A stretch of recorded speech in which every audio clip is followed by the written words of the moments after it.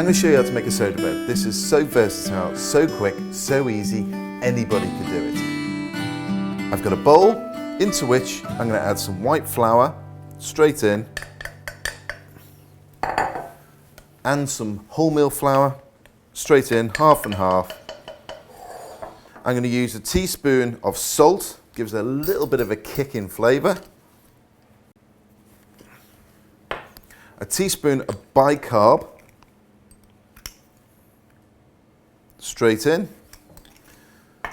and obviously buttermilk. If you haven't got buttermilk, you can use milk if you want to.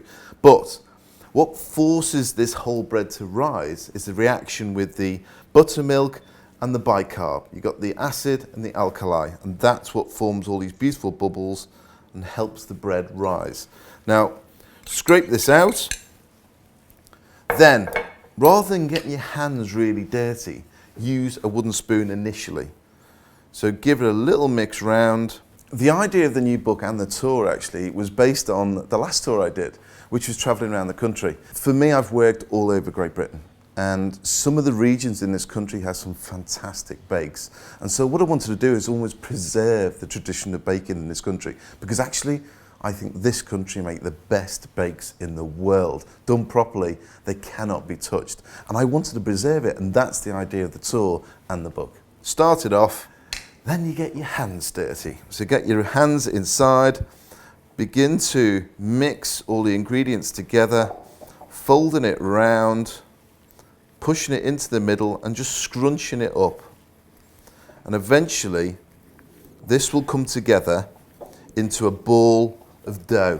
And it's coming together now. You can see how much I've got there, and there's a little bit of residue of flour inside. What I want readers to get out of the book and the tour is to get into baking, to find out from their region what they're famous for, whether it's using the ingredients or it's basically a traditional recipe that's been passed down.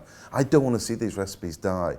And so the idea is to get people in the kitchen and get them baking. Bring in my flour, and I'm just going to do a light dusting on the top. And this is where you basically fold all the ingredients together. You sort of mixed it in the bowl a little bit.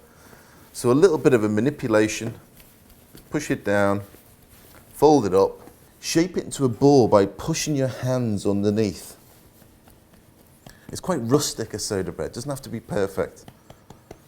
Bring your tray over, which you've lined with baking parchment, pop it on there, a little bit more flour on the top, big knife, cut it all the way down to the tray into quarters. I think for me, Britain holds quite a firm tradition of baking. So what I want to do is try and rejuvenate these recipes, and I want to make the people who go on the tour, who watch the programs, who read the books, to actually hold it and make it a family favourite and make it regularly. The whole beauty of baking, it's a family affair, and I want people all over the country to celebrate their traditional bakes. Look at that. This is very hot. Just releasing it from the paper, pop it onto a cooling wire, and there you have it.